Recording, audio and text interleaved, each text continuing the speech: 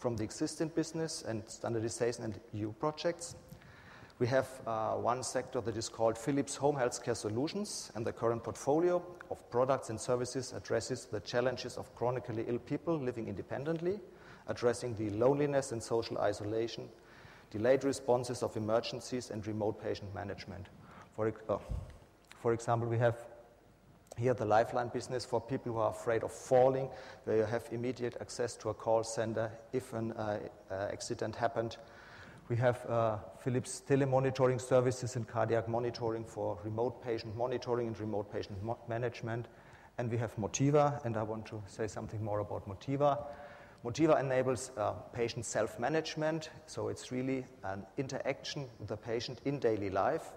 It's about education, so they have a broadband connection, and they are providing educational videos, motivating the patient, giving him feedback on the progress and feedback on goals they are already addressing, timely reminders, medication therapy reminders, and also health tips and goal settings, and also they are performing a kind of subjective assessment via an interface which uses the TV in your own home.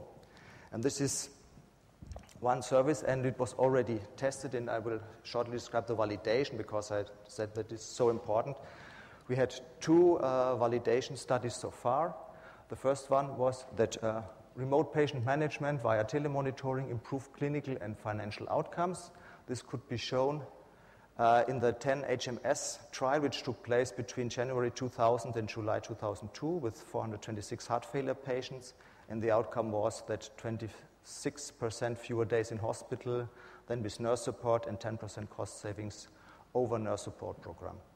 But what you see from here, it was from January 2000 to July 2002, so clinical validation is not something that you can shortly plan and have, let's say, results within some months. This is a tremendous effort.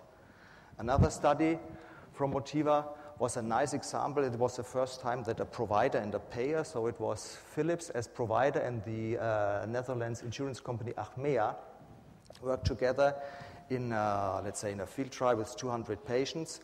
The outcome of the study was economical and quality of life benefit, as well as hospital days reduction. They started in July 2005.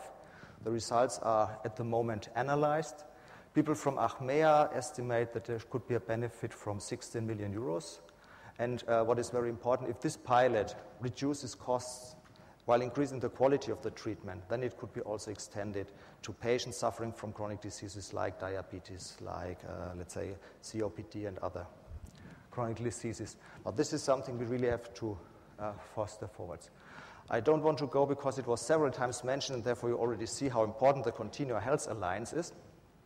And I think we have also in the next session a talk about this, so I will not skip it. I will only say Continua is also addressing some of the barriers I mentioned in the beginning. Technical barriers, so they are really providing interoperability guidelines to enable standardization of sensors, that, for example, you can easily replace your weight scale by another Continua, let's say, compliant weight scale without any further obstacles for the systems. Regulatory is addressed. They are working with regulatory agencies, and financial, they work also with leaders in the healthcare industry to develop the ways of addressing the costs. And this is already done in following domains, so they already explore disease management, aging independently, and health and fitness. And I think this is a really, really important activity that is supported by lots of things. As the last examples from Philips, we are generating, let's say, European projects to generate the critical mass and to bring together experts and stakeholders from all needed domains. And I will roughly go through MyHeart and shortly mention also HeartCycle. MyHeart was a 6-framework program which was started in 2004 and had a duration of 60 months, so it's still running. It was a very large project, and we had a total manpower of 75 researchers working all over Europe. And the aim was fighting cardiovascular diseases by prevention and early diagnosis, and the technologies were smart clothes, sensors, on-body electronics, software, user devices, and professional platforms. And we really had, let's say, a very, very strong and competent consortium. And if I look in the audience, I already realize a lot of these members still sitting here. So really from the textile industry in Italy, Smartex, University of Pisa, of course Ithaca is one of the major contributors. But we also had, let's say, Vodafone, Philips, Medtronic in this, so it was a nice consortium from medical and also business stakeholders.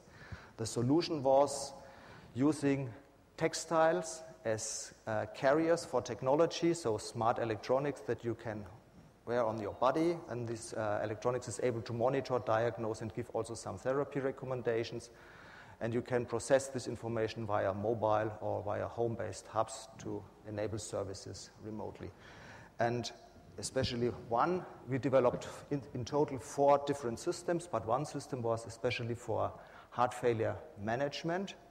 And you see here, this was also using the old standard types of sensors, but also newly developed ones. And we have also nightly monitoring, so new sensor technology, new algorithms, new ways of getting information about the health status from patients, but also, let's say, a special measurement protocol during the day, which was then optimized, but also all the web services and everything behind. And this is the important thing I want to mention, within this project we are now conducting a clinical trial, because we provided a solution, but now we have to show that it's really of benefit.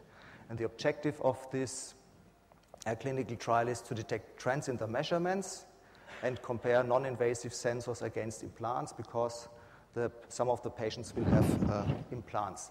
And this is an observational study, and we have 200 patients, and we have 6 clinical sites in Europe, and we will watch these patients for 1 year. And this really does mean this system is now produced for 200 times and given to patients in their homes without nurse assistance. So this is really a very brute force testing, I would even say, and we are really looking for the outcome. But this will help a lot, especially for the validation, because in totally we will have 73,000 patient days and nights. So, and if we can really show that we can save costs, that we can improve quality of care, then we are a major step ahead. And this is, I think, a really good thing what we can do with European projects. We have started, I will not say a successor project from my heart, but focusing even more on disease management. This is a project called Heart Cycle, which was started in March, and the aim is really to close the loop, so closed loop management, and we want to address medication and lifestyle compliance and feed this back. But what is very important, so we have now 4 years and 18 partners, and let's say we are also still a large project, but at the end, a patient study in the last project year will assess the improvement of patient health outcome and compliance against a control group. So again, we were able to, let's say, get the allowance to conduct a validation study at the end. So my conclusions for personal healthcare market. Personal healthcare will happen. I think there is no alternative. The market is still embryonic, and development can only be done by close partnership with the medical stakeholders, so we have to involve them all. Services are definitely part of the solution. We still need to provide more large-scale clinical trials for clinical and economic evidence, and because it's a must, let's say medical endorsement and reimbursement is a must, and this reimbursement has to be based on medical outcomes, statistically validated. European projects are important for developing and validating personal health care because you bring together all the experts from the needed domains. There are more efforts for clinical validation is still needed. And maybe, I do not know whether Lucianos has yesterday mentioned the lead market initiative of the European Commission. This is also a good, let's say, initiative to further bring the validation and closing the gap between research and commercialization. And standardization allows to develop an ecosystem like it is done in the Continua Alliance. So thanks so far.